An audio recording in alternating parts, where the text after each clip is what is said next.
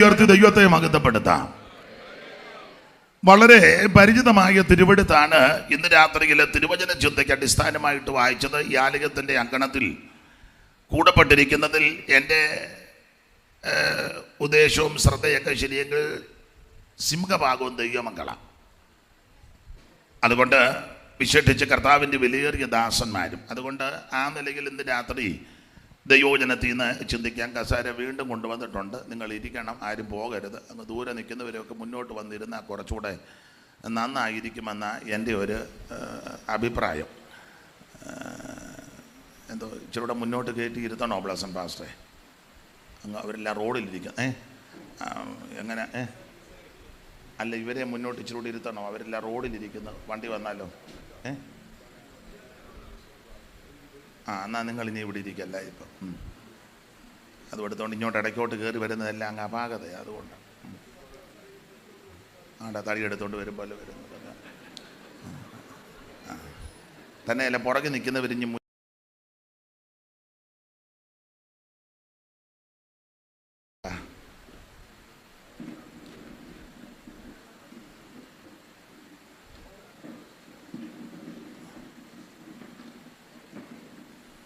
ഞാൻ ഇരിക്കുന്നവരെ ഇച്ചിരി മുന്നോട്ട് ഇരുത്തുകാരെന്നെങ്കിൽ പിന്നെ പുറകിലങ്ങ് കസാര ഇട്ടാൽ മതിയായിരുന്നു. എന്നാൽ നിങ്ങൾ മുന്നോട്ട് വന്നിരിക്കും. ഇനിയും കസാര മുന്നോട്ട് കൊണ്ടുവരണ്ട.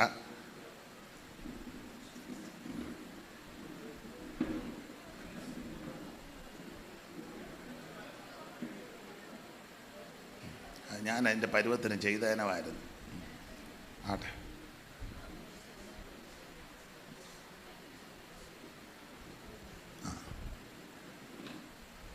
ഇനി ഇങ്ങോട്ട് കസാര കൊണ്ടുവരണ്ട, അവിടെ എങ്ങാനും വിട്ട് കൊടുക്കുക.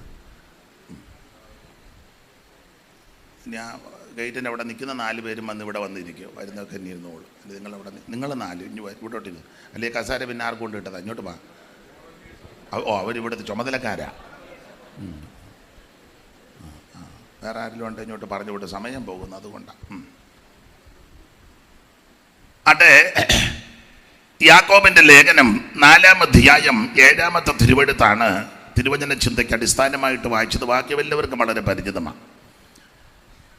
കഴിഞ്ഞ രാത്രികളിൽ ശ്രേഷ്ഠരായ ദൈവദാസന്മാരെ ദൈവം ശക്തമായിട്ട് ഉപയോഗിച്ചു. അവരെ ഓർത്ത് ദൈവത്തെ സ്തുതിക്കുകയും അവിടുത്തെ വരവ് താമസിച്ചാൽ വീണ്ടും അവരെ ശുശ്രൂഷകൾ വർദ്ധിച്ചു വരുവാൻ ദൈവം അവർക്കെല്ലാം കൃപ കൊടുക്കട്ടെ. ഈ സ്ഥലം സഭ, ഇവിടെയുള്ള ദൈവമക്കൾ എല്ലാവരെയും ദൈവം അനുഗ്രഹിക്കട്ടെ. നമ്മോടുകൂടെ വീണ്ടും ദൈവത്തെ ആരാധിപ്പാൻ അനേകരെ ദൈവം ഈ ദിവസങ്ങളിൽ ഒരുക്കിയെടുക്കട്ടെന്ന് പ്രാർത്ഥിക്കുന്നു.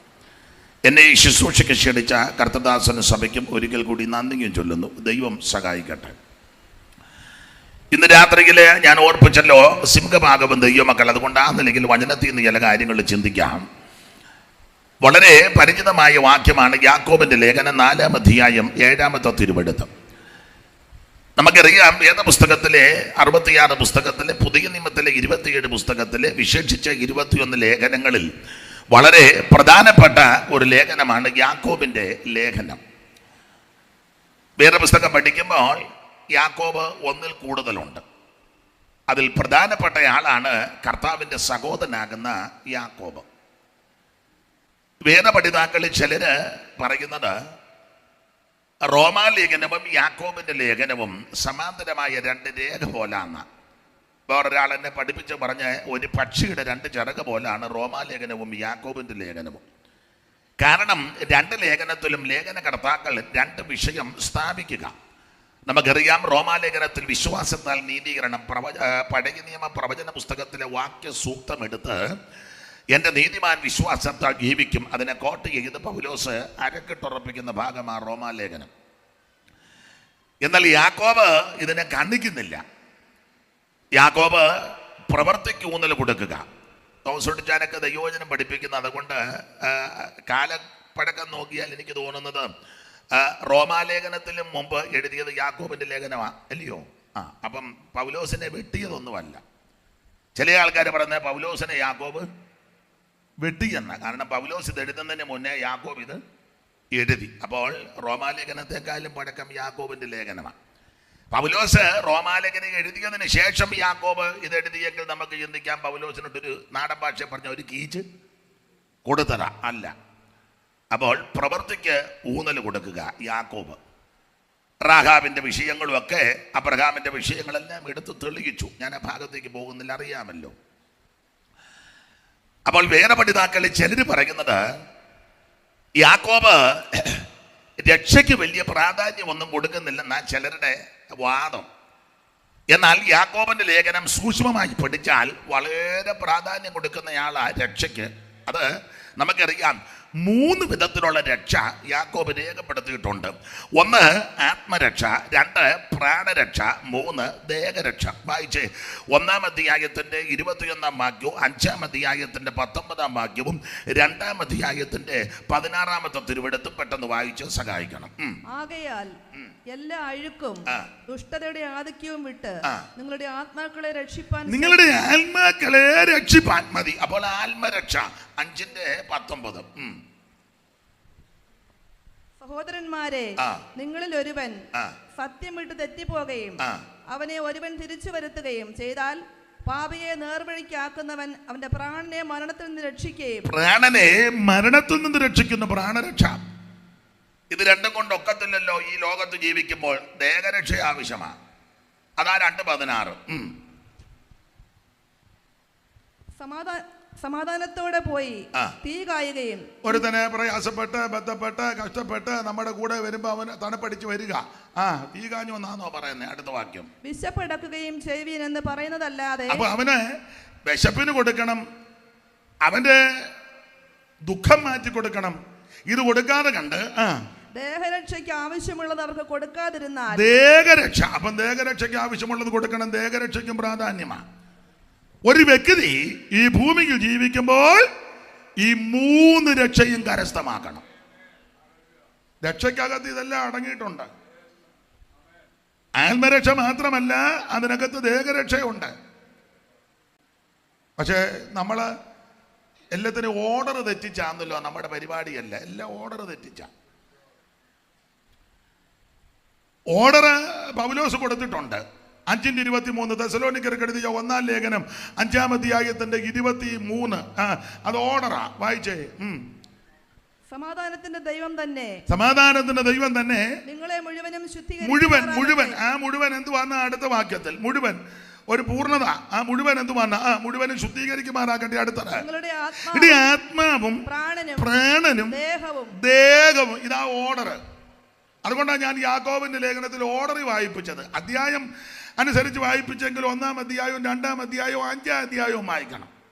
അറിയാമല്ലോ, ഞാൻ തെസ്സലോനിക്കർക്ക് എഴുതിയ 1-ാം ലേഖനം 5:23 അടിസ്ഥാനത്തിൽ ഓർഡർ പറഞ്ഞതേ ഉള്ളൂ. എന്നാ ഓർഡർ! അപ്പോൾ ദൈവം വച്ചിരിക്കുന്ന ഓർഡർ ഇതാ: ആത്മാവ്, പ്രാണൻ, ദേഹം. ഇതാ ഓർഡർ. അല്ല, എല്ലാത്തിനും ഓർഡറുണ്ട്. ഈ ഓർഡർ തെറ്റിക്കുമ്പോഴാണ് പ്രശ്നം. ഈ ദൈവമെല്ലാം ഓർഡറിലാണ് ചെയ്തേക്കുന്നത്. അതിൽ 1-ാം ദിവസം, 2-ാം ദിവസം, 3-ാം ദിവസം, 4-ാം ദിവസം. ഓർഡറാ. വലിച്ചു വാരി സൃഷ്ടിക്കുകയായിരുന്നോ? അല്ല, എല്ലാം. അത് പണ്ട് നിങ്ങൾക്കറിയാമല്ലോ, EC ജോർജ് അപ്പച്ചൻ പറയുമായിരുന്നു, എല്ലാം അതിൻ്റെ ഓർഡറില്ല. അങ്ങനെയുള്ളവരിപ്പം വളരെ വിരളമാ. എല്ലാം അതിൻ്റെ ഓർഡറിലായിരിക്കണം. യോഗം നടത്തുമ്പോഴും യോഗത്തിന് ഇരിക്കുമ്പോഴും ഏത് കാര്യവും ദൈവം അതെല്ലാം നല്ല ഓർഡറിലാണ് ചെയ്തേക്കുന്നത്. പുതിയ നിയമത്തിലേക്ക് വരുമ്പോൾ ശുശ്രൂഷകളുടെ വിധങ്ങളെ പറ്റി പൗലോസ് കൊടുത്തിരിക്കുന്നതും ഉചിതമായിട്ടും ക്രമമായും ഡീസന്റ്ലി ആൻഡ് ഓർഡർലി. ഒരു ഇംഗ്ലീഷ് ഇരിക്കട്ടെ. തെറ്റിയോ തോമസ് പിടിച്ച? എല്ലാം അതിൻ്റെ ഓർഡർ വേണം പോകാൻ. ഞാൻ വിവരിക്കുന്നില്ല. അപ്പോൾ ദൈവം എല്ലാത്തിനും ഒരു ഓർഡർ വെച്ചിട്ടുണ്ട്. അതിൻ്റെ നിലയിൽ പോയില്ലേലായി പ്രശ്നം. അപ്പോൾ ഒരു മനുഷ്യനെ മുഴുവനുമായിട്ട് ദൈവം വച്ചിരിക്കുന്ന ഓർഡർ ആത്മാവ്, പ്രാണൻ, ദേഹം. അത് തെസ്സലോനിക്ക ലേഖനത്തിൽ പൗലോസ് പറഞ്ഞു, സമാധാനത്തിന്റെ ദൈവം തന്നെ നിങ്ങളെ മുഴുവനും ശുദ്ധീകരിക്കുമാറാകട്ടെ. നിങ്ങളുടെ ആത്മാവും പ്രാണനും ദേഹവും അശേഷം നമ്മുടെ കർത്താവാകുന്ന യേശുക്രിസ്തുവിന്റെ പ്രത്യക്ഷതയിൽ അനിനിയമാമ്പളും വെളിപ്പെടുമണം കാക്കപ്പെടുമാറാകട്ടെ. അല്ല, കുടുംബജീവിതത്തിന് ദൈവം ഒരു ഓർഡർ വെച്ചിട്ടുണ്ട്. കുടുംബജീവിതത്തിന് അതിന്റെ ഓർഡർ കർത്താവ് തന്നെ പറഞ്ഞത്. അതുകൊണ്ട് പുരുഷൻ അപ്പനെയും അമ്മയെയും, ഈ ഏരിയയിലെങ്ങും കല്യാണം ഇല്ലയോ? ഇത് വായിപ്പിക്കുന്നതല്ലയോ? വായിപ്പിക്കുന്നത്. അതുകൊണ്ട് പുരുഷൻ അപ്പനെയും അമ്മയെയും വിട്ട് ഭാര്യയോട് പറ്റിച്ചേരും. പിന്നെ ഇരുവരും, ഇതാ ഓർഡർ, വിടുക, പറ്റിച്ചേരുക, ഒരു ദേഹമാകുക. ദൈവം വെച്ച ഓർഡറാ. എല്ലാം ഇപ്പം വിവാഹമോചനമാണ്. എന്നാ ഓർഡർ തെറ്റി? പാശ്ചാത്യ നാടുകളിലായിരുന്നു ഇത് പണ്ട്. ഇപ്പൊ അവിടെ അധികം ഇല്ല. അവിടെ ഇല്ല. അവിടെ ഇല്ലാത്ത എന്നാന്ന് വെച്ചാൽ കല്യാണം നടക്കുന്നില്ല. കൊച്ചുങ്ങളാരും ഇല്ലേ? പിള്ളേർ അവിടെ ഇല്ലേ? അവരുടെ കാര്യമല്ലേ പറഞ്ഞേ. അവിടുത്തെ മിക്ക പിള്ളേരും ഇപ്പം കല്യാണം, അതുകൊണ്ട് അവിടെ ഡിവോഴ്സ് കേസ് ഇല്ല. അതാ അവിടെ കുറഞ്ഞു. നമ്മുടെ ഇവിടെ കൂടി. അതിനാ കൂടാൻ കാര്യം ഓർഡർ തെറ്റി. ദൈവം വച്ചിരിക്കുന്ന ഓർഡർ വിടുക, പറ്റിച്ചേരുക, ഒരു ദേഹമാകുക. ഇത് നേരെ ആദ്യം ഒരു ദേഹമായിട്ട് അങ്ങ് നടക്കും. ബീച്ചിലും വേണ്ടാത്തടത്തും ചെടിയുടെ കീഴേയും ഒന്നും അറിയാൻ മേല. പഠിക്കാനൊക്കെ വിടുമ്പോഴേ ഇതിലൊക്കെ പോകുമ്പോഴേ അങ്ങ് പോവുക. ഞെട്ടിക്കുന്ന വാർത്തയാ. റൂം എടുത്ത് വരാ താമസിക്കുന്ന പഠിക്കാൻ പോകുന്നവരെ. എല്ലാവരുടെയും കാര്യമല്ല കേട്ടോ. ഫീസിന്റെ പേര് പറഞ്ഞ് മാതാപിതാക്കളുടെ കാശ് ഒതുക്കി നിങ്ങൾ എങ്ങനെയാലും രക്ഷപ്പെട്ടെന്നോർത്ത് കള്ളക്കടം മേടിച്ച് കൊടുക്കുക. എല്ലാവരുമല്ല, നല്ല കുഞ്ഞുങ്ങളുണ്ട്. തെറ്റിപ്പോകുന്നവരെ ശപിക്കരുത്, ആത്മാർത്ഥമായി പ്രാർത്ഥിക്കണം. കുഞ്ഞുങ്ങളെ ചതിക്കപ്പെടാതിരിക്കുവാൻ, നശിച്ചു പോകാതിരിക്കാൻ, നഷ്ടപ്പെട്ടു പോകാതിരിക്കാൻ വളരെ ആത്മാർത്ഥമായി പ്രാർത്ഥിക്കണം. പേര് വന്ന് ഞാൻ പറയുന്നില്ല, രണ്ടുപേരും ഒന്നിച്ച് 3 കൊല്ലം ജീവിച്ചു. പഠിക്കാൻ വിട്ടതാ. എവിടാന്നോ എന്തുവാന്നോ ഒന്നും പറയത്തില്ല. 3 കൊല്ലം അവര് വെളി റൂം എടുത്തന്നെ പഠിക്കാൻ വിട്ടതാ. അവനും അവളും. വീട്ടുകാരിതൊന്നും അറിയുന്നുമില്ല. ഞാൻ ദൃഷ്ടാന്തമായിട്ട് ഒരു സംഭവമാണ്. നാളുകൾ കഴിഞ്ഞു, പഠിത്തമെല്ലാം കഴിഞ്ഞ് എല്ലാം പഠിച്ചു. പഠിത്തമെല്ലാം കഴിഞ്ഞ് വന്നപ്പം പെണ്ണിന് കല്യാണം. അവള് പറഞ്ഞു ഒക്കത്തില്ല ഇനി. അപ്പം ചെറുക്കൻ പെന്തിക്കോസാ, പെണ്ണ് വേറൊരു വിഭാഗത്തില്ല. പ്രശ്നമായി. അപ്പൊ ചെറുക്കന് നല്ല ആലോചന വന്നു. അമേരിക്കന്നും കാനഡയൊന്നുമല്ല. അപ്പൊ യവൻ ന്യൂട്രല് അവളെ തട്ടിയേച്ച്, നാടൻ ഭാഷ പറഞ്ഞ പുളുങ്കൊപ്പ കയറി പിടിക്കാനില്ലെങ്കിൽ. അപ്പൊ അവള് പറഞ്ഞു, നീ എന്നെ കൂടാതെങ്ങാനും 3 കൊല്ലം എൻ്റെ കൂടെ നീ ജീവിച്ചതാ. എന്നെ കൂടാതെ നീ കല്യാണം കഴിച്ച നിന്റെ തന്തയുടെയും പേര് എഴുതി വെച്ചു ഞാൻ തൂങ്ങിച്ചാകുമെന്ന് പറച്ചു. അവസാനം കല്യാണം നടത്താതിരിക്കാൻ പറ്റുമോ? പിറ്റേന്ന് കല്യാണത്തിന്റെ തലേന്ന് അവളെ എങ്ങാണ്ട് കൊണ്ട് കുളത്തിനകത്ത് മുക്കി, കോഴിയെ മുക്കും പോലെ. മുക്കിയെന്ന് സ്നാനമെന്നൊന്നും പറയാനൊക്കത്തില്ല. അവളെ കൊണ്ട് മുക്കിയെന്ന്. അതാണോ സ്നാനം? മുക്കി. സ്നാനം വേറെ.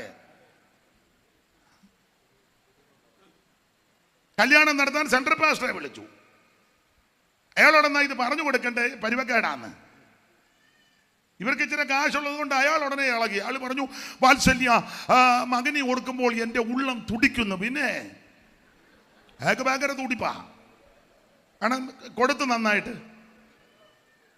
അതല്ല രസകരം. അതല്ല, പുള്ളി എഴുന്നേറ്റ് പറഞ്ഞു, ഈ വാത്സല്യ മകളെ ഓർക്കുമ്പോൾ ഞാൻ ദൈവത്തെ സ്തുതിക്കുന്നു.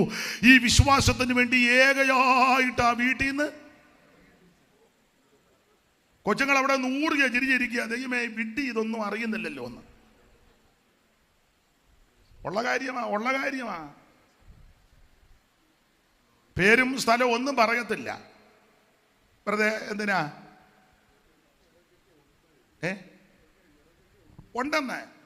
ഞായറാഴ്ച അവള് പിന്നെ സമയം വന്ന അവള് ആഭരണമെല്ലാം ഇട്ടുകൊണ്ട് വന്ന് പറഞ്ഞു, എടി മോളെ, ഇത് ചുണയുണ്ട് എന്നെ കൊണ്ട് നൂരിക്കാനെന്ന്.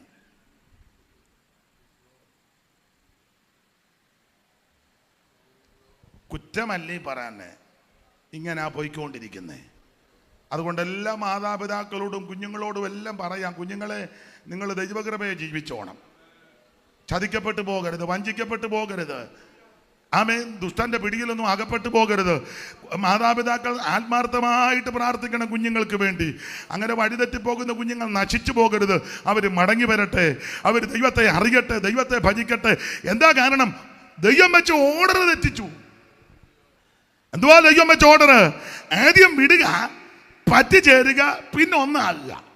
ഇതിപ്പോ നടന്നു വരുന്ന ആദ്യം ഒന്നാകുക, എന്നുവെച്ച് പിന്നെ പറ്റിച്ചേരും. ഒന്നായി നോക്കും, പറ്റിച്ചേരും, ഒക്കുന്നില്ലെന്ന് കണ്ട പിന്നെ നോക്കുന്ന ഉടനെ അങ്ങ് വിടുകല്ലേ. ദൈവം വെച്ചിരിക്കുന്ന ഓർഡർ മാറ്റരുത്. അതങ്ങനെ വേറൊരു വിഷയം. നമുക്ക് നമ്മളെടുത്ത ഭാഗത്തേക്ക് വരാം. അപ്പൊ ആത്മാവ്, പ്രാണൻ, ദേഹം. 1 ആത്മരക്ഷ, 2 പ്രാണരക്ഷ, 3 ദേഹരക്ഷ. അപ്പൊ തുടക്കം ആത്മരക്ഷയാ, അതിനാ പ്രാധാന്യം. മറ്റൊരുത്തനും രക്ഷയില്ല, യേശു ക്രിസ്തു മാത്രമാ രക്ഷകൻ. കർമ്മമാർഗം കൊണ്ടോ, പുണ്യപ്രവർത്തി കൊണ്ടോ, ദാനധർമ്മം കൊണ്ടോ, നേർച്ച കാഴ്ച കൊണ്ടോ, ആചാര്യ അനുഷ്ഠാനങ്ങൾ കൊണ്ടോ, പാരമ്പര്യം കൊണ്ടോ, മാമൂല് കൊണ്ടൊന്നും രക്ഷിക്കപ്പെടുകയില്ല. രക്ഷിക്കപ്പെടാൻ ഒറ്റ വഴി, ഒറ്റ മാർഗം, ഒരേ ഒരു വ്യക്തി, നസറയനാകുന്ന യേശു ക്രിസ്തു. ഇന്ന് രാത്രി ആ കർത്താവ് നമ്മുടെ നടുവിലുണ്ട്. 5 പൈസ മുടക്കാതെ യേശുവിനെ ഉള്ളത്തിൽ ഏറ്റെടുത്ത് രക്ഷാനിർണയം പ്രാപിച്ചു വേണം ഇവിടുന്ന് കടന്നു പോകാൻ. സ്തോത്രം. ഒരു മാനസാന്തരം ഉണ്ടാകണം. ദൈവത്തിന് മഹത്വം. നമ്മൾ ആത്മരക്ഷ. പക്ഷെ ദുഃഖകരമെന്ന് പറയട്ടെ, പണ്ട് അച്ഛൻ പറഞ്ഞതുപോലെ കടമെടുത്ത് പറയുക, നമ്മളെല്ലാം ആത്മരക്ഷയല്ല തുടങ്ങിയത്. പക്ഷെ ഇപ്പം 10, 30, 40, 50 കൊല്ലമായപ്പോൾ ദേഹരക്ഷയല്ല ഇപ്പം വന്ന് നിൽക്കുന്നത്. എല്ലാവരും അങ്ങനെ. ഒരു 99 ആത്മരക്ഷ തുടങ്ങിയതാ. ഇറക്കമൊക്കെ ആത്മരക്ഷയിലായിരുന്നു. അതിലെ ചില പറഞ്ഞു, അയ്യോ ഞാൻ കിഴക്കേത്തെരുവിൽ നിന്ന് ഇറങ്ങിയപ്പം നല്ല ഇറക്കവാ, ആത്മരക്ഷയിലാ ഇറങ്ങിയത്. ഇപ്പോൾ 25, 30 കൊല്ലമായപ്പോൾ ദേഹരക്ഷയിലാ വന്ന്. ആത്മരക്ഷ തുടങ്ങിയപ്പോൾ അന്ന് സമയം വിഷയമല്ല, ഭക്ഷണം വിഷയമല്ല, കിടക്കുന്നത് വിഷയമല്ല, യാത്ര ചെയ്യുന്ന വണ്ടി വേണ്ട, വാച്ച് വേണ്ട, കൂട്ട് വേണ്ട, ടോർച്ച് വേണ്ട, ചപ്പൽ വേണ്ട, മാച്ച് ചെയ്യുന്ന ഒന്നും വേണ്ട, പെർഫ്യൂം വേണ്ട. ചില ആൾക്കാർ ഞാൻ ഇന്നത് യൂസ്, എന്തുവാ അതിന് പറയുന്നത്, ഇന്ന കമ്പനി അല്ലല്ലോ, അതിന് വേറെ പേര് പറയുമല്ലോ, ഇതിൻ്റെ ബ്രാൻഡ്. എനിക്ക് ഇംഗ്ലീഷ് ഭാഷമില്ല. ഞാൻ ഇന്ന ബ്രാൻഡ്, ആ ബ്രാൻഡ് കിട്ടി അടിച്ചെങ്കിലേ പുള്ളി വെളിയിൽ ഇറങ്ങുവോളന്ന്. ഇപ്പം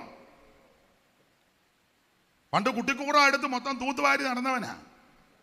ഇപ്പോഴത് തൂക്കണമെന്നൊന്നും ഞാൻ പറയുന്നില്ല, സാഹചര്യം അനുസരിച്ച് പൊക്കോ. പക്ഷേ അന്ന് ഇതൊന്നും വിഷയമല്ല. വണ്ടിയൊന്നും വിഷയമല്ല, വാഹനം വിഷയമല്ല, ഭക്ഷണം വിഷയമല്ല, യോഗവൽപ്പം മുമ്പോട്ട് പോയാൽ വിഷയമല്ല, നടക്കുന്ന വിഷയമല്ല, ഇതൊന്നും. അന്നത്തെ ഏറ്റവും വലിയ വിഷയം ആത്മീക വിഷയമാണ്. അത് തുടക്കത്തിൽ. പക്ഷേ ആമൻ ദൈവം ആ സ്ഥിതിക്കെല്ലാം മാറ്റം വരുത്തി. നന്മ തന്നു, വണ്ടി തന്നു, വീട് തന്നു, ജോലി തന്നു, കുഞ്ഞുങ്ങളെ പല രാജ്യങ്ങളിൽ അയച്ചു. ഭൗതിക ആമ സ്ഥിതികൾക്കെല്ലാം ദൈവം മാറ്റം വരുത്തി. ഇതെല്ലാം വന്ന് ശുശ്രൂഷയിലുമൊക്കെ മെച്ചോ, മേന്മയും നന്മയൊക്കെ തന്നു. ഇപ്പം വന്ന് ദേഹരക്ഷയല്ല നിർത്തിയേക്കുന്നത്. അതിന് 1-2 ഉദാഹരണം. എല്ലാവരും കൈയടിക്കുമ്പോൾ അടിക്കുക, ഇങ്ങനെ ഇരിക്കും. അതിന് ഡോക്ടർ പറഞ്ഞു അധികം ദേഹരക്ഷയാ, സ്ട്രെയിൻ ചെയ്ത്. അതാ ഈയിടെ ഞങ്ങളുടെ സഭയിലെ ഒരു കർത്തദാസൻ വന്ന് പ്രസംഗിച്ചപ്പോൾ അദ്ദേഹം പറഞ്ഞ കാര്യം പെട്ടെന്ന് ഓർമ്മ വന്നു. ഒരു ഡോക്ടർ, നല്ല വലിയ ഉന്നതമായ ഒരു ഡോക്ടർ അദ്ദേഹത്തോട് പറഞ്ഞു, പണ്ട് ഈ വീട്ടിലെ നമ്മൾ അമ്മ ഉമി കരിച്ച് ചിലപ്പോൾ ഉപ്പുമൊക്കെ ചേർത്ത് 2 കുരുമുളകുമൊക്കെ ചേർത്ത് ഈ തേങ്ങായുടെ, കണ്ണൻ തേങ്ങായുടെ കിഴുത്ത ഇട്ടേച്ച് അതിനകത്താ ഉമിക്കരി നിറയ്ക്കുന്നത്. വലിയ ചിരട്ട തേങ്ങയുണ്ട്, അതിൻ്റെ വെള്ളമെല്ലാം ഊറ്റി തേങ്ങയെല്ലാം എടുത്ത് വെച്ച് അതിങ്ങനെ കിടിച്ച് അതിനകത്താ ഉമിക്കരി. അതാ മുളയുടെ അറ്റത്ത് കുടുക്ക, അതിനകത്താ ഉമിക്കിരി. നിങ്ങൾക്ക് ആർക്കും, നിങ്ങളെല്ലാം അങ്ങ് ബക്കിംഗ്ഹാം പാലസിൽ നിന്ന് വന്നതുകൊണ്ട് അവിടെ കുടുക്കയുണ്ടോ ചിരട്ടയുണ്ടോ ഉള്ളവർ അറിയാം. ഒന്നും അറിയാമല്ല, പാവത്തുണ്ട്. കുടുക്കകത്ത് കാച്ചിട്ടവർ വരെ ഇതിനകത്തിരിപ്പുണ്ട്. അവസാനം കുലുക്കി വെച്ച് ഇങ്ങനെ നോക്കി ഈർക്കലി കൊണ്ട് ഉണ്ട്. അങ്ങനെ ആരേലും ചെയ്തിട്ടുണ്ടോ എന്ന് കൈ പൊക്കിക്കേ. ആടിരിക്കുന്ന അത്ര എണ്ണം ഇപ്പം പിടി കിട്ടിയല്ലോ. കുടുക്ക വരുന്നില്ല, അതിനാ ഈർക്കലി കൊണ്ട്.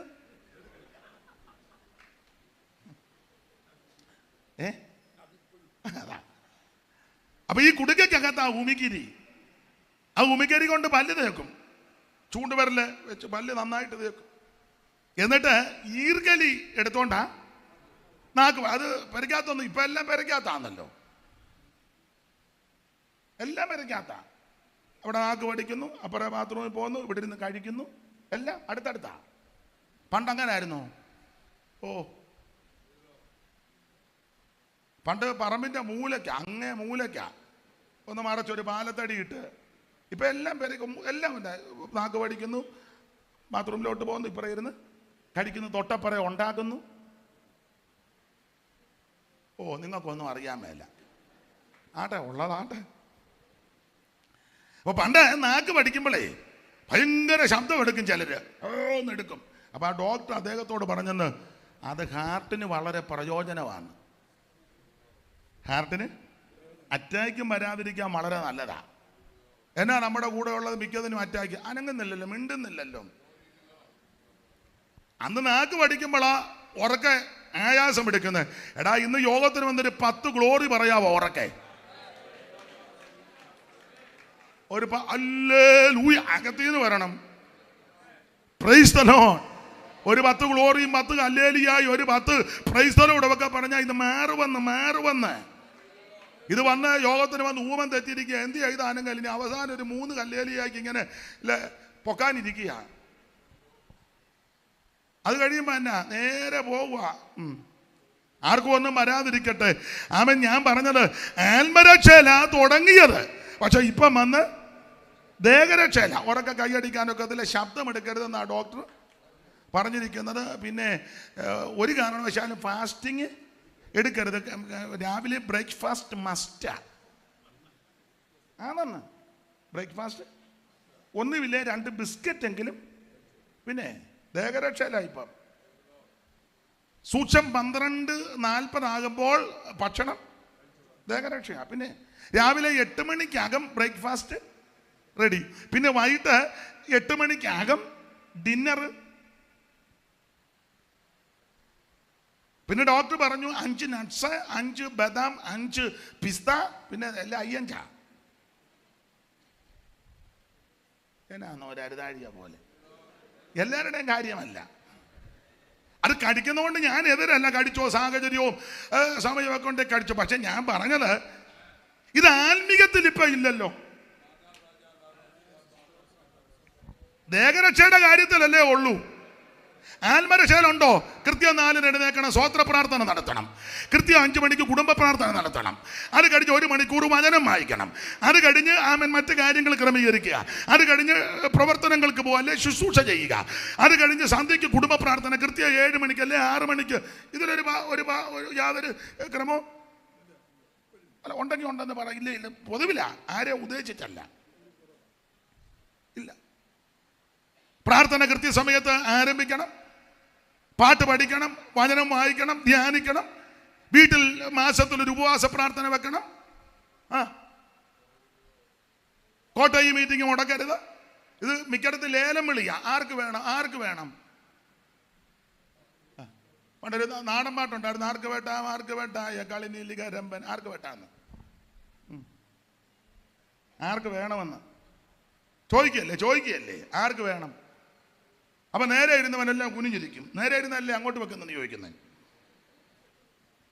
അതുകൊണ്ട് ഇപ്പം ഉപദേശമാരും എല്ലാം ലിസ്റ്റ് ഇട്ടിരിക്കുക. ഞാനും ഇന്ന് ഇട്ടേച്ചാ വന്നേ.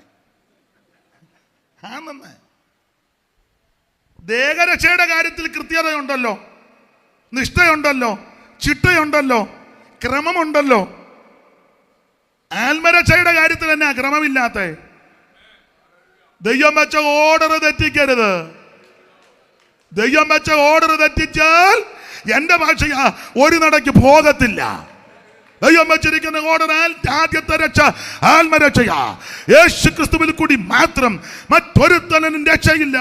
യേശു ക്രിസ്തു മാത്രമാണ് രക്ഷിതാവ്. ദൈവത്തിന് മഹത്വം. ആട്ടെ, ഭാഗം എടുക്കുക. ആത്മരക്ഷ. 2 പ്രാണരക്ഷ. 3 ദേഹരക്ഷ. അപ്പോൾ യാക്കോബ് രക്ഷയ്ക്ക് പ്രാധാന്യം കൊടുക്കുന്നില്ലെന്നാ പലരുടെയും വാദം. ചിലർ പറയുന്നത് പൗലോസിനെ വെട്ടിയെന്ന. ഇത് രണ്ടും ശരിയല്ല. അതെന്ത്?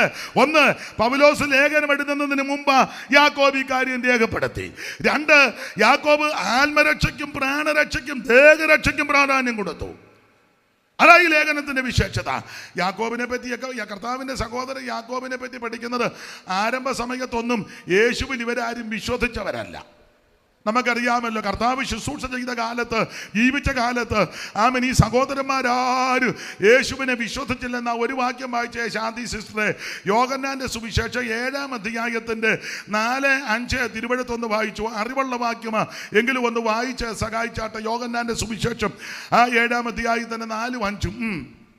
പ്രസിദ്ധനാകുവാൻ ആഗ്രഹിക്കുന്നവനാരും രഹസ്യത്തിലൊന്നും ചെയ്യുന്നില്ലല്ലോ. നീ ഇത് ചെയ്യുന്നുവെങ്കിൽ ലോകത്തിന് നിന്നെ തന്നെ വെളിപ്പെടുത്തുക എന്ന് പറഞ്ഞു. അവന്റെ സഹോദരന്മാരും അവനിൽ വിശ്വസിച്ചില്ല. അവന്റെ സഹോദരന്മാരും അവനിൽ വിശ്വസിച്ചില്ല. അപ്പോൾ യേശുക്രിസ്തുവിന്റെ സഹോദരന്മാരുണ്ടായിരുന്നു, അർത്ഥ സഹോദരന്മാർ. ഇവരാരും യാക്കോബ്, യോസെ, യൂദ, ശിമോൻ. 6:3 മർക്കോസ് 6:3. അറിവുള്ള വാക്യമെങ്കിലും വായിച്ചു. മർക്കോസ് 6:3. ഇവൻ മറിയയുടെ മകനും യാക്കോബ്, യോസെ, യൂദ, ശീമോൻ എന്നവരുടെ സഹോദരൻ. യാക്കോബ്, യോസെ, യൂദ, ശിമോൻ. ഷീന്നില്ല, കുഴപ്പമില്ല. ശിമോൻ എന്നവരുടെ സഹോദരനുമായ തച്ചനല്ലേ. അപ്പോൾ ഇത് കർത്താവിന്റെ സഹോദരന്മാരുടെ പേരുകളാ. ഈ സഹോദരന്മാരാരും യേശു ജീവിച്ചിരുന്ന കാലത്ത്, ശുശ്രൂഷ ചെയ്ത കാലത്ത് യേശു ദൈവമാണെന്നോ, യേശു സ്വർഗത്തിൽ നിന്ന് വന്നവനാണെന്നോ, യേശു ക്രിസ്തു പാപപരിഹാരം വരുത്താൻ വന്നവനാണെന്നോ, യേശു അവൻ സമ്പൂർണ്ണ ദൈവമാണെന്ന് ഇവരാരും വിശ്വസിച്ചില്ല. പിന്നെ വിശ്വസിച്ചപ്പോൾ അന്ന് വേദപുസ്തകത്തിൽ എഴുതിയിട്ടുണ്ട്, നമ്മുടെ കർത്താവ് കൊരിന്ത്യലേഖനം 15 പറയുന്നത് പോലെ, തിരുവെടുത്ത് പറഞ്ഞതുപോലെ അവൻ മരിച്ച്, തിരുവെടുത്ത് പറഞ്ഞതുപോലെ അടക്കപ്പെട്ട്, തിരുവെടുത്ത് പറഞ്ഞതുപോലെ ഇവിടുന്ന് 3-ാം ദിവസം ഉയർത്ത് എല്ലാവർക്കും പ്രത്യക്ഷപ്പെട്ട് വരികയാ. ആദ്യം മറിയയ്ക്കാ പ്രത്യക്ഷപ്പെട്ടത്. പിന്നെ കൊരിന്ത്യലേഖനത്തിൽ ഒരു വിഷയം തെളിയിക്കാൻ പൗലോസ് കേബാവിന്റെ പേരങ്ങ് ആദ്യം പറഞ്ഞു. ആദ്യം കേബാവിനെന്നാ വായിച്ചേ. 4-ാം വാക്യം മുതൽ വായിച്ചേ. കേബാവിന് പ്രത്യക്ഷപ്പെട്ടു. വായിച്ചു 3 മുതൽ വായിച്ചു. കൊരിന്ത്യർക്ക് എഴുതിയ 1-ാം ലേഖനം 15-ാം അധ്യായത്തിന്റെ 3-ാമത്തെ തിരുവെടുത്ത് മുതൽ വായിച്ചാട്ടെ. വായിക്കേ. ക്രിസ്തു നമ്മുടെ പാപങ്ങൾക്ക് വേണ്ടി, യേശു ക്രിസ്തു നമ്മുടെ പാപങ്ങൾക്ക് വേണ്ടി തിരുവെഴുത്തുകളിൻ പ്രകാരം മരിച്ചു അടക്കപ്പെട്ടു. തിരുവെഴുത്തുകളിൻ പ്രകാരം 3-ാം നാൾ ഉയർത്തെഴുന്നേറ്റു. കേഫാവിനും, അപ്പൊ അവിടെ കേഫാവിനും പിന്നെ 12 പേർക്കും പ്രത്യക്ഷനായി. അടുത്ത വാക്യം, എന്നിങ്ങനെ ഞാൻ ഗ്രഹിച്ചത് തന്നെ നിങ്ങൾക്ക് ആദ്യമായി ഏൽപ്പിച്ചു തന്നുവല്ലോ. അനന്തരം അവൻ 500-ൽ അധികം സഹോദരന്മാർക്ക് ഒരുമിച്ച് പ്രത്യക്ഷനായി. അവർ മിക്കപേരും ഇന്ന് വരെ ജീവനോടിരിക്കുന്നു, ചിലരോ നിദ്ര പ്രാപിച്ചിരിക്കുന്നു. അനന്തരം അവൻ യാക്കോബിനും പിന്നെ അപ്പോസ്തലന്മാർക്കും എല്ലാവർക്കും പ്രത്യക്ഷനായി. അപ്പോൾ യാക്കോബിന് പിന്നെ പ്രത്യക്ഷനായി. യാക്കോബിനും പിന്നെ അപ്പോസ്തലന്മാർക്കും ഒന്നുകൂടെ വായിച്ചേ. യാക്കോബിനും, അനന്തരം അവൻ യാക്കോബിനും പിന്നെ അപ്പോസ്തലന്മാർക്കും. അപ്പം യാക്കോബ് അപ്പോസ്തലൻ അല്ല.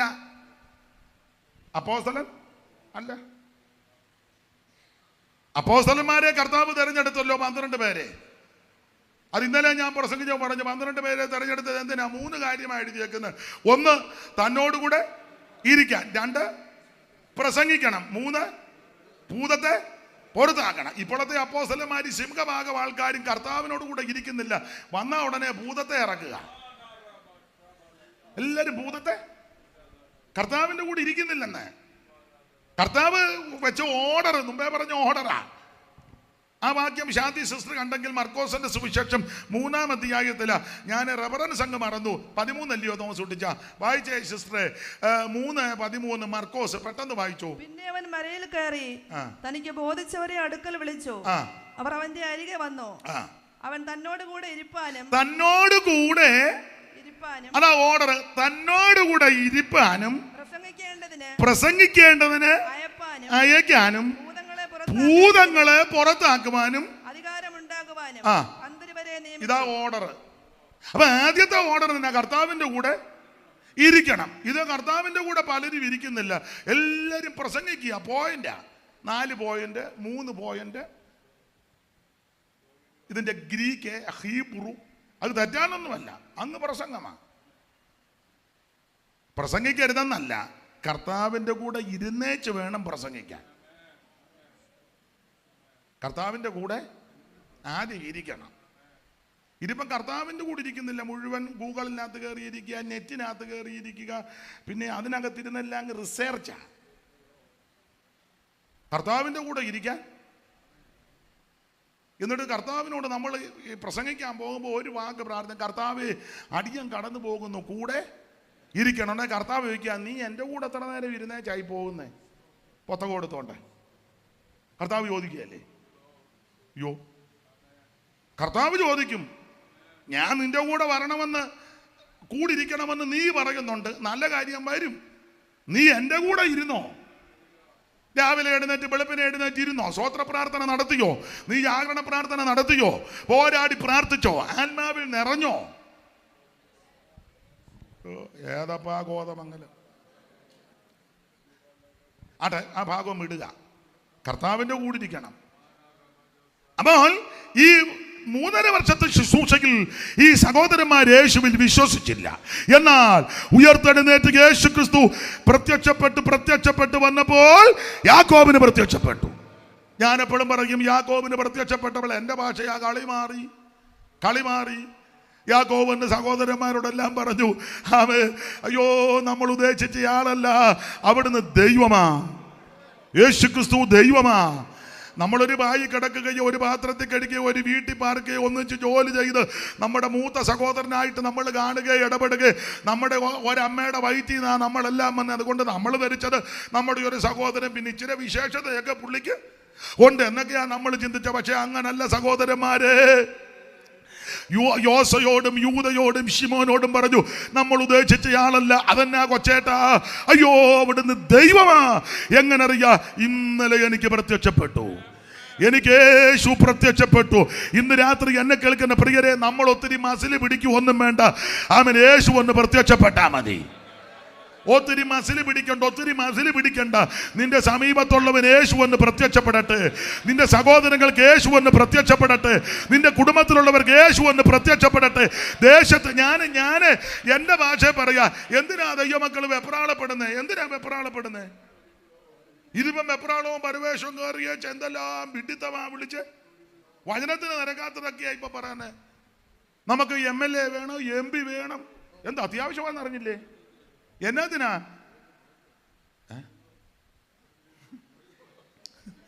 നിങ്ങളൊന്നും പറയണ്ട, നിങ്ങൾക്ക് പാര വരും. എന്നെ പിന്നെ ഇതിനായിട്ട് അഭിഷേകം ചെയ്ത് വിട്ടിരിക്കുന്നതുകൊണ്ട് ഞാൻ അതിൻ്റെ പരുവത്തിന് മിണ്ടരുതേ. പഴമക്കാർ പറയുമ്പോൾ ഉള്ള കഞ്ഞിയും കൂടെ പാറ്റാ വീടുവേ, മിണ്ടണ്ടേ. അതൊക്കെ ഞാൻ അതിൻ്റെ പരുവത്തിന് കൈകാര്യം ചെയ്തോളാം. ദൈവത്തിന് മഹത്വം. എടാ, MLA വേണ്ട, MP വേണ്ട, മെമ്പറും വേണ്ട, ആരും വേണ്ട. പിന്നെ എന്നാ? ഇഷ്ടമുണ്ടേ വിശ്വസിച്ചാൽ മതി. MLA യേശു ഒന്ന് പ്രത്യക്ഷപ്പെട്ടാ പോരെ? ഇപ്പോഴുള്ള MLA-മാർക്ക് യേശു ഒന്ന് പ്രത്യക്ഷപ്പെട്ടാ പോരെ? മുഖ്യമന്ത്രിക്ക് യേശു ഒന്ന് പ്രത്യക്ഷപ്പെട്ടാ പോരെ? പ്രധാനമന്ത്രിക്ക് യേശു ഒന്ന് പ്രത്യക്ഷപ്പെട്ടാ പോരെ? അമിത് ഷായ്ക്ക് യേശു ഒന്ന് പ്രത്യക്ഷപ്പെട്ടാ പോരെ? VD സതീശൻ യേശു ഒന്ന് പ്രത്യക്ഷപ്പെട്ടാ പോരെ? സ്വോത്ര പിണറായിക്ക് യേശു ഒന്ന് പ്രത്യക്ഷപ്പെട്ടാ പോരെ? എന്നാ ഒരു സങ്കടം? പിന്നെ ദൈവത്തിന് മഹത്വം. നിന്റെ അടുത്തുള്ളവൻ യേശു പ്രത്യക്ഷപ്പെട്ടാ പോരെ? ആണ്ടൊരു തള്ളയുണ്ട്, ശശികല. യേശു വന്ന് കലയ്ക്ക് പ്രത്യക്ഷപ്പെട്ടാ പോരെ? ശശികല അത് മതിയെന്ന്. നമ്മളിവിടെ കിടന്ന് കണ്ണനവും ബഹളവും തർക്കവും വാദവും പിന്നെ എന്തുവാ ചോദ്യോത്തരോ എന്തെല്ലാം കൊന്തറാക്കൊള്ളിയ. എടാ, ഞാനൊരു കാര്യം പറയാ, നീയും ഞാനും മുട്ടാലിരുന്ന് പോരാടി പ്രാർത്ഥിക്കണം. പ്രാർത്ഥിക്കുമ്പോൾ യേശു അവർക്ക് പ്രത്യക്ഷപ്പെടും. അല്ലാതെ നെടുക നടന്ന് വോട്ട് പിടിക്കുക, നെടുകട നടന്ന് ഉള്ള എല്ലാവരും സ്ഥാനാർത്ഥിയാക്കിയപ്പോൾ യോഗത്തിനും ചിലത് വരികയില്ല, കൂട്ടായ്മയ്ക്കും വരികയില്ല. ഇവൻ പിന്നെ പോകേണ്ട എല്ലായിടത്തും എല്ലാവരുടെയും കാര്യമല്ല, പോയേ പറ്റൂ. ജനപ്രതിനിധിയല്ലേ? അതോ IPCയുടെ ആണോ MLA MP? IPCയുടെ അല്ല, ജനപ്രതിനിധിയാ. ഒരു ദേശത്തെ MLA, ഒരു MP, അല്ലെ ഈ മുഖ്യമന്ത്രി ഇപ്പോൾ പിണറായി വിജയൻ കമ്മ്യൂണിസ്റ്റുകാരുടെ അല്ല, കേരളത്തിന്റെ മുഖ്യമന്ത്രിയാ. ബഹുമാനപ്പെട്ട നരേന്ദ്രമോദി അവർ ഇന്ത്യയിലെ പ്രധാനമന്ത്രിയാ. അദ്ദേഹം BJPയുടെയോ RSSന്റെയോ അല്ലെങ്കിൽ അവരുടെ പാർട്ടിയുടെ അല്ല, ഇന്ത്യ മഹാരാജ്യത്തിന്റെ പ്രധാനമന്ത്രിയാ. അപ്പൊ അവർക്ക് പല കാര്യങ്ങളുണ്ട്, ഉത്തരവാദിത്വമുണ്ട്. അതുകൊണ്ടാണ് ഞാൻ പറയും, നിങ്ങൾ ഇഷ്ടമുണ്ടോ ചോദിച്ചാൽ മതി. ഒരു MLAയോ MPയോ വന്നാൽ ആ രാജ്യത്തുള്ള നാട്ടിലുള്ള പല കാര്യങ്ങൾക്ക് ഇടപെടണം. അല്ലാതെ നീ കയറി വെച്ച് പറയാം എന്നെ കിട്ടുകയെന്ന് പറഞ്ഞാൽ നല്ല തേമ്പും നിന്നെ. അപ്പൊ ചെയ്യേണ്ട കാര്യം വേറെ പുസ്തകത്തിന്റെ വെളിച്ചത്തിൽ പറയാം. നീയും ഞാനും മുട്ടയിലിരുന്ന് പ്രാർത്ഥിക്കണം. ദൈവമക്കൾ പോരാടി പ്രാർത്ഥിക്കുമ്പോൾ നിലവിലുള്ള MLA-യോട് MP-യോടും ദൈവം ഇടപെടും. യേശു പ്രത്യക്ഷപ്പെടുകയല്ലേ? അവൻ അന്ന് പ്രത്യക്ഷപ്പെട്ടവൻ ഇപ്പോഴും പ്രത്യക്ഷപ്പെടും. ഇന്ന് രാത്രി അവിടെ നമ്മുടെ നടുവിലുണ്ട്. Praise the Lord. അവിടത്തേക്ക് കഴിയാത്ത ഒരു കാര്യവുമില്ല. ഇന്ന് രാത്രി ദൈവത്തിന്റെ പൈതല്, നീ യേശു പ്രത്യക്ഷപ്പെടാൻ പ്രാർത്ഥിക്ക. സുന്ദർ സിംഗിന് മാത്രമല്ല പ്രത്യക്ഷപ്പെടുന്നത്, സാധു സുന്ദർ സിംഗിന് മാത്രമല്ല പ്രത്യക്ഷപ്പെടുന്നത്. അവൻ കിഴക്കേത്തെരുവിലുള്ള നിനക്കും പ്രത്യക്ഷപ്പെടും. അമേരിക്കയിലുള്ള ബില്ലി ഗ്രാമിനോ അങ്ങനെയുള്ളവർക്ക് മാത്രമല്ല യേശു പ്രത്യക്ഷപ്പെടുന്നത്. ആമേൻ, സ്തോത്രം. ചെങ്ങമനാടുള്ള നിനക്കും യേശു പ്രത്യക്ഷപ്പെടും. ഇന്ന് രാത്രി അവിടുന്ന് മുഴു ലോകത്തിന്റെ ദൈവമാ. യേശു ക്രിസ്തു ഏകദൈവമാ. യേശു ക്രിസ്തു സത്യദൈവമാ. യേശു ക്രിസ്തു നിത്യദൈവമാ. യേശു ക്രിസ്തു സാക്ഷാൽ ദൈവമാ. ഇന്ന് രാത്രി യേശു ഒന്ന് പ്രത്യക്ഷപ്പെടട്ടെ. ഉയർത്തെഴുന്നേറ്റ ക്രിസ്തു പ്രത്യക്ഷപ്പെടുന്ന മേരിയനുയായികൾക്കും പ്രത്യക്ഷനായി പ്രിയ ദിനമോദി. മേരിയനുയായികൾക്കും പ്രത്യക്ഷനായി പ്രിയ ദിനമോദി.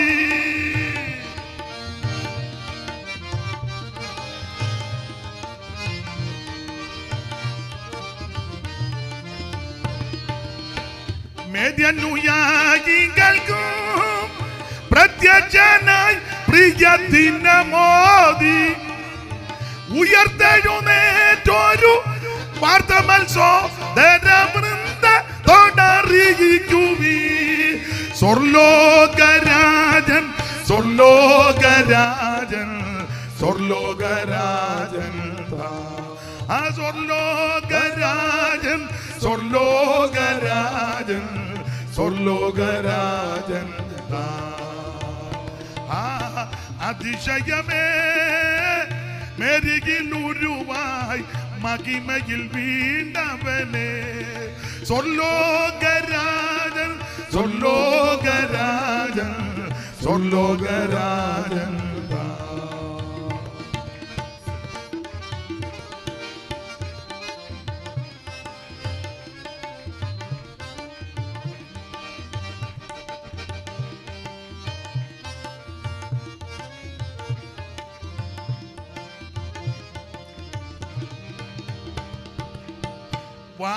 വാതിലടച്ചിരിക്കെ മധ്യത്തിലെ സുവർണ്ണ ഞാൻ നൽകി.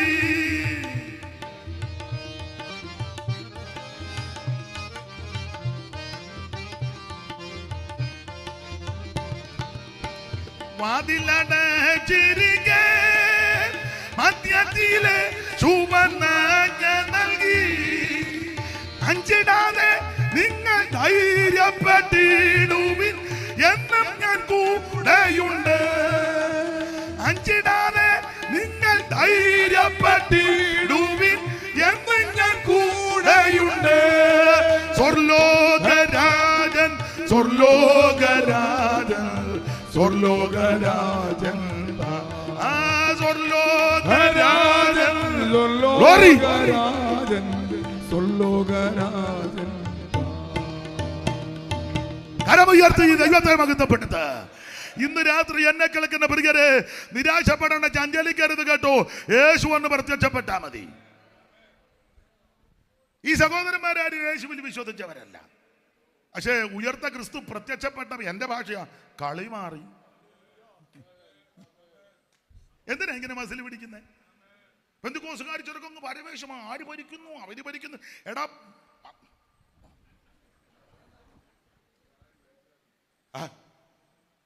നീ എന്തിനിങ്ങനെ കിടന്ന്? യേശു പ്രത്യക്ഷപ്പെട്ടാ മതി. യേശു പ്രത്യക്ഷപ്പെട്ടാ മതി. അധികാരികൾക്ക് യേശു എന്ന് പ്രത്യക്ഷപ്പെട്ടാ മതി എന്ന്. ഭരണകർത്താക്കൾക്ക് യേശു എന്ന് പ്രത്യക്ഷപ്പെട്ടാ മതി. അല്ല, ഭരണപക്ഷത്തിനും പ്രതിപക്ഷത്തിനും യേശു എന്ന് പ്രത്യക്ഷപ്പെടട്ടെ. യേശു ആരുടെയും കുത്തകയല്ലല്ലോ. യേശു മുഴുലോകത്തിന്റെ ദൈവമാ. നിന്റെ കുടുംബത്തിൽ പ്രതികൂലമായി നിൽക്കുന്നവർ കാണും. പക്ഷേ അവരെ ശപിക്കും വേണ്ട, പ്രാഗിയം വേണ്ട, എതിർക്കണ്ട, പ്രാർത്ഥിക്കുക. എൻ്റെ ദൈവമേ ഒന്ന് വെളിപ്പെടണേ. അയലത്തുള്ളവർ ചിലപ്പോൾ പ്രശ്നമുള്ളവരായിരിക്കും. അവരെ ശപിക്കുകയും പ്രാഗിയോ മഴക്കൊണ്ടാക്കാൻ പോകണ്ട. ഇവിടെ ഇരുന്ന് പ്രാർത്ഥിച്ചാൽ മതി. എനിക്ക് പ്രത്യക്ഷപ്പെട്ട യേശുവേ അവർക്കൊന്ന് പ്രത്യക്ഷപ്പെടണം. അവർക്ക് പ്രത്യക്ഷപ്പെടുമ്പോൾ അവർ പിറ്റേന്ന് ഇങ്ങോട്ട് വന്ന് പറയും, ജോർജ് കുട്ടി എന്നോട് ക്ഷമിക്കണം, യേശു എനിക്ക് പ്രത്യക്ഷപ്പെട്ടു. നമ്മൾ ദൈവപ്രവർത്തിക്ക് ഇടം കൊടുക്കുന്നില്ലല്ലോ. നമുക്ക് നേരമില്ലല്ലോ. കാല് വന്ന നായ പോലെ. ദൈവത്തിന് മഹത്വം. ആട്ടെ, ഞാൻ വിവരിക്കുന്നില്ല. ഇന്ന് ഒരു 12 മണി വരെ പ്രസംഗിച്ചാൽ കൊള്ളാമെന്നുണ്ട്. ഇല്ല എങ്കിലും പറഞ്ഞ സമയത്ത് നിർത്തും. ഒന്നും നോക്കണ്ട, അതൊക്കെ നിർത്താൻ പോവുക. ദൈവത്തിന് മഹത്വം. വാച്ചിങ് വന്നു തരില്ല, ഞാനങ്ങ് നിൽക്കും. തോസുടിച്ചാൻ്റെ വാച്ചതാ തിരിച്ചു തരാം. ഒത്തിരി സൂചി ഉള്ളത് കൊണ്ട് സമയമായില്ല, കുഴപ്പമില്ല. ദൈവത്തിന് മഹത്വം. അപ്പൊ ശ്രദ്ധിക്കുക, യാക്കോബിന് യേശു ഒന്ന് പ്രത്യക്ഷപ്പെട്ടപ്പോ കളി മാറി.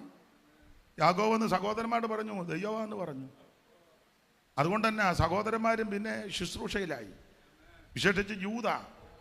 ഈ യാക്കോബ് മാത്രമാണോ പൗലോസ് യേശുവിനെ കണ്ടു കഴിഞ്ഞ് യെരൂശലേമിൽ വന്നപ്പോൾ മെയിൻ ആൾക്കാരെ കണ്ടില്ല, യാക്കോബിനെ കണ്ടു. യാക്കോബ് ആ സഭയുടെ പ്രധാനപ്പെട്ട ആളായി. ഒരു കാലത്ത് യേശുവിനെ വിശ്വസിച്ചില്ല.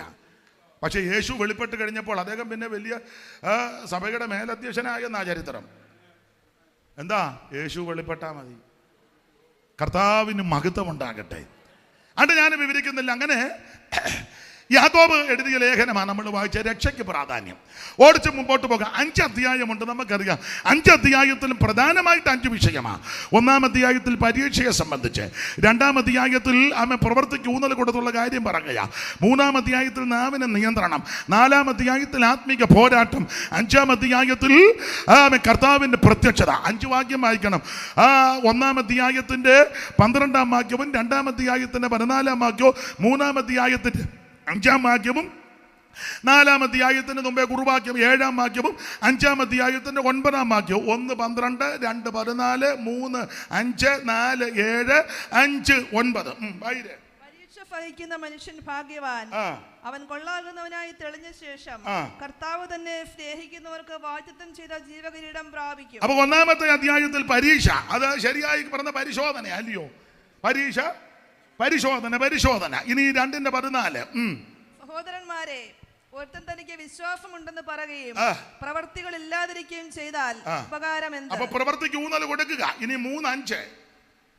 അങ്ങനെ തന്നെ നാവും ചെറിയ അവയവമെങ്കിലും വളരെ വമ്പ് പറയുന്നു. വലിയ വമ്പ് പറയുന്നു. നാവ് ഒരു തീയാണെന്ന് എഴുതിയേക്കുന്നത്. കുറഞ്ഞ തീ എത്ര വലിയ കാട് കത്തിക്കുന്നു. എത്ര ഇപ്പൊ കത്തിച്ചോണ്ടിരിക്കുന്നത് ഉള്ള വാട്സപ്പിനകത്തൂടെ അതിനെക്കൊണ്ടെല്ലാം കത്തിക്കുകയല്ലേ, നിന്ന് കത്തിക്കുക.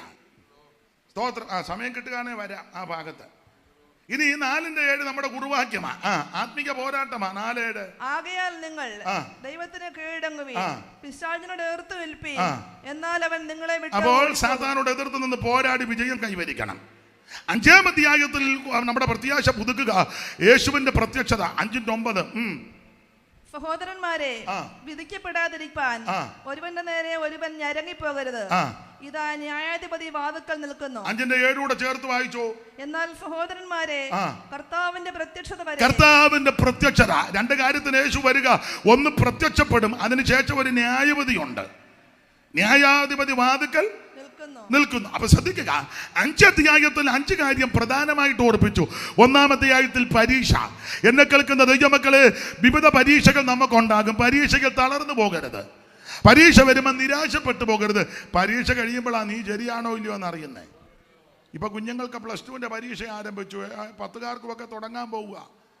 പരീക്ഷ കഴിയുമ്പോൾ അറിയാം ഇവനെ 1 കൊല്ലം പഠിച്ചതിൻ്റെ എങ്ങനെ ഉണ്ടെന്ന്. എന്നാലും അറിയാം A+ ആണോ അതോ. നന്നായിട്ട് പഠിക്കുന്ന പിള്ളേർക്ക് പരീക്ഷ വരണമെന്നുള്ള ആഗ്രഹമാണ്. വിശേഷിച്ച് പണ്ടൊക്കെ പറയും വലിയ പരീക്ഷ, ഓണപരീക്ഷയും ക്രിസ്തുമസ് പരീക്ഷയും വലിയ പരീക്ഷ. നന്നായിട്ട് പഠിക്കുന്ന സ്കൂളിൽ എന്നും സ്കൂളിൽ പോകുക, ടീച്ചറിനെ ശ്രദ്ധിക്കുക, പഠിക്കുന്നതെന്നുള്ള പോഷൻ പഠിക്കുക, ഹോംവർക്ക് ചെയ്യുക, അച്ചടക്കത്തോടെ ജീവിക്കുക, അറ്റൻഡൻസ് എന്നും കിട്ടുക, മറ്റു പിള്ളേരോട് വഴക്കുണ്ടാക്കാതിരിക്കുക, മാന്യമായിട്ട് പോകുക, നല്ല വസ്ത്രധാരണം, മാന്യമായ സംസാരം, പെരുമാറ്റം, രീതി, ഇടപാട് എല്ലാമായിട്ട് നന്നായിട്ട് ടീച്ചർമാരെ ബഹുമാനിച്ച് അന്നന്ന് പഠിക്കുന്ന നല്ല പിള്ളേരുണ്ട്. അവരുടെ ആഗ്രഹം എന്നാണെന്നറിയാമോ? വലിയ പരീക്ഷ വരണേ, വലിയ പരീക്ഷ വരണേ, വലിയ പരീക്ഷ വരണേ. ഇടയ്ക്കിടയ്ക്ക് നോക്കും, മാർച്ച് 8, 9, 10 വട്ടം വരച്ചിടും കലണ്ടറെ. പണ്ട് വലിയ പരീക്ഷ. അതാരാ? നന്നായിട്ട് പഠിക്കുന്ന പിള്ളേർ. വേറെ ചില പിള്ളേരുണ്ട്, ക്ലാസ്സിൽ കയറുക, പറങ്ങാണ്ടി പെറുക്കുക, അതിൻ്റെ ചോട്ടിയിരിക്കുക, ഇടവഴി കയറി നടക്കുക, പട്ടിക്കിട്ട് കല്ലെടുത്തെറിയുക, മറ്റുള്ളവൻ്റെ സൈക്കിൾ മോട്ടിച്ചുകൊണ്ട് പോയി ചവിട്ടി നടക്കുക, ടീച്ചറിനെ ഇരട്ടപ്പേര് വിളിക്കുക. പണ്ടത്തെ രീതിയായി പറഞ്ഞേ. കൂട്ടുകാരനെ തല്ലുക, സെറ്റ് കൂടി മറ്റവനിട്ട് ഇടിക്കുക, ക്ലാസ്സിൽ കയറാതിരിക്കുക, വല്ലവൻ്റെ പറങ്കാവിലും മാവിലും കയറി മാങ്ങ പറിച്ച് തിന്നുക. പഴയ കളയായി പറയുന്നത്. ഇപ്പോഴത്തതൊക്കെ ഇപ്പോഴത്തൊന്നും പറയാനൊക്കെ അല്ല. അങ്ങനെയുള്ള പിള്ളേര് വലിയ പരീക്ഷ വരുമ്പോൾ അവൻ്റെ ചിന്ത, ദൈവമേ സ്കൂളിന് ആരെങ്കിലും തീ വെക്കണേ, ഹെഡ് മാസ്റ്റർ ചത്തു പോണേ, പരീക്ഷാ പേപ്പർ ഈ സ്കൂളിൽ വരുവാൻ ഒരു കാലത്തും അതിന് അവനിതൊന്നും ചെയ്തിട്ടില്ല. അവന് വെപ്രാളമാണ്. ആത്മീകത്തിൻ്റെ വിഷയം പറഞ്ഞത്. തികഞ്ഞ ആത്മീകര് എന്നാ പറയുന്നറിയോ? പരീക്ഷ വരട്ടെ, പരിശോധന വരട്ടെ, പ്രശ്നങ്ങൾ വരട്ടെ, ഇത് കഴിയുമ്പോൾ ഞാനൊന്നുകൂടെ തെളിഞ്ഞ് വെളിയിലിറങ്ങാൻ പോവുക. പരീക്ഷ സഹിക്കുന്ന മനുഷ്യൻ അന്നേരം അവൻ കൊള്ളാവുന്നതിനാണെന്ന് തെളിയുന്നത്. തെളിഞ്ഞവൻ വെളി വരും. അബ്രഹാം അങ്ങനെ തെളിഞ്ഞു വന്നല്ലോ, ഒന്നും വിവരിക്കുന്നില്ല. ഈ വിവിധ പരീക്ഷകൾ വരുമ്പോൾ ദൈവമക്കൾ പതറരുത്. പാപമൊഴികെ നമുക്ക് തുല്യമായി സകലത്തിലും പരീക്ഷിക്കപ്പെട്ട ഒരുവൻ നമുക്ക് വേണ്ടി സ്വർഗത്തിലുണ്ട്. അതുകൊണ്ട് പൗലോസ് കൊരിന്ത്യലേഖനത്തിൽ പറഞ്ഞു, മനുഷ്യർക്ക് നടപ്പില്ലാത്ത പരീക്ഷ നിങ്ങൾക്ക് നേരിട്ടിട്ടില്ല. വായിച്ചേ 10:13 തോന്നുന്നു. വായിച്ചേ കൊരിന്ത്യർക്ക് എഴുതിയ 1-ാം ലേഖനം 10-ാം അധ്യായം 13-ാം വാക്യം. മനുഷ്യർക്ക് നടപ്പല്ലാത്ത പരീക്ഷ എന്നെ കേൾക്കുന്ന പ്രിയരെ, നമുക്ക് സഹിക്കാൻ പറ്റാത്തതൊന്നും ദൈവം തരികയല്ല. നിനക്ക് വഹിക്കാൻ പറ്റാത്തതൊന്നും ദൈവം തരത്തില്ല. നീ സഹിക്കാൻ പാടില്ലാത്ത ഒന്നും ദൈവം തരികയല്ല. Praise the Lord. മനുഷ്യർക്ക് നടപ്പില്ലാത്ത പരീക്ഷ നിങ്ങൾക്ക് നേരിട്ട്, നമുക്ക് സഹിക്കാൻ പറ്റാത്തൊന്നും ദൈവം തരികയല്ല. ഇപ്പൊ തോമസ് കുട്ടി, ഞാൻ കൊച്ചുമക്കളുണ്ടോ? എത്രയാ ഉണ്ട്? 3 പേര്. ഇളയ ആളിന് എന്തോ പ്രായമുണ്ട്? 1.25. അതിന്റെ മൂത്തതിനോ 6 വയസ്സ്. അപ്പൊ അത് നല്ല ഉണ്ടോ? എന്തിയേ? അവിടെ ഇരിക്കട്ടെ. അപ്പൊ 6 വയസ്സുള്ള മോനോ മോളോ? 6 വയസ്സ് മോളെ. എന്തോ പേര്? ഐറിൻ. നല്ല പേരുവാ. പുള്ളിക്ക് പേരിടാനൊക്കെ അറിയാം. അപ്പോൾ ഐറിനെ ഇവിടെ കൊണ്ടുവന്ന് വെച്ചാൽ ഈ തോമസ് കുട്ടി പാസ്റ്റർ ഐറിന്റെ തലയിലോട്ട് 50 കിലോ ചരക്കെടുത്ത് വെക്കുകയാണെങ്കിൽ തോമസ് കുട്ടി പാസ്റ്റർ നമുക്ക് ഇന്ന് രാത്രി അഡ്മിറ്റ് ആക്കണം. സ്ഥലമൊക്കെ എനിക്കറിയാം. എൻ്റെ വണ്ടിയിലായിരിക്കും കൊണ്ടുപോകുന്നത്. കാരണം ഞാൻ സ്നേഹിക്കുന്നത് കൊണ്ടാണ്. ഇനി അങ്ങനെ വെച്ചോണ്ടിരുന്നാൽ വലിയ വിപത്തുണ്ടാകും. 6 വയസ്സുള്ള ഐറിന്റെ തലയിലോട്ട് 50 കിലോയുടെ ഭാരം ഈ ബഹുമാന്യ കർത്തദാസൻ വെച്ചാൽ കൊച്ചല്ല വിഷയം, ഇദ്ദേഹമാ വിഷയം. മൂത്ത മോൻ എന്തോ പ്രായമുണ്ട്? മോനാണോ മോളാണോ? മോള്. മോനുണ്ടോ? അതിനെ വിളിച്ചായിരുന്നല്ലോ. അല്ല, തോമസ് കുട്ടിച്ചാൻ്റെ 40 വയസ്സ്. 38 വയസ്സുള്ള ചെറുക്കൻ്റെ തലയിലോട്ട് ഒരു 20 കിലോ സാധനം വെച്ചാൽ പുള്ളിയെ അഡ്മിറ്റ് ചെയ്യണ്ട. അവൻ പറയാ എനിക്ക് ഒക്കെ അല്ല, ഞാൻ അവനെ അഡ്മിറ്റ് ചെയ്യണം. വേണ്ടായോ? 20 കിലോ ഭാരമുള്ളൊരു സാധനം. മോൻ്റെ പേരെന്നാ? ജോർജ് തോമസിനോട് ഇതങ്ങോട്ട് അയ്യോ പപ്പ എന്നെ കൊണ്ടൊക്കത്തില്ലെന്ന് പറഞ്ഞാൽ പുള്ളീനെ നമുക്ക് അഡ്മിറ്റ് ചെയ്യണം. അതിന് വേറെ ചികിത്സയുണ്ട്. നിങ്ങൾക്ക് മനസ്സിലായി കാണും.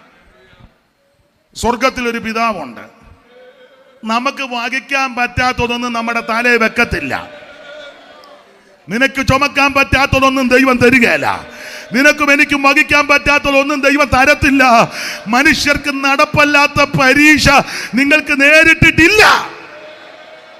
നമ്മൾ ഏശയ്യാപ്രവചനത്തിൽ വായിക്കുന്നല്ലോ, കരിഞ്ജീരകം മെതിവണ്ടി കൊണ്ടും ജീരകം, അതിൻ്റെ മേൽ എന്തുവാ ചക്രോ ഉരുട്ടുകയല്ല. ജീരകത്തിന്മേൽ ചക്രവും കരിഞ്ജീരകത്തിന്മേൽ മെതിവണ്ടി കൊണ്ടും. ആ വാക്യം ഒന്ന് വായിച്ച 28-ാം അധ്യായത്തിലല്ലയോ? 28 ഡേവിഡ് പാസ്റ്ററെ? 28 റെഫറൻസ് എത്രയാ?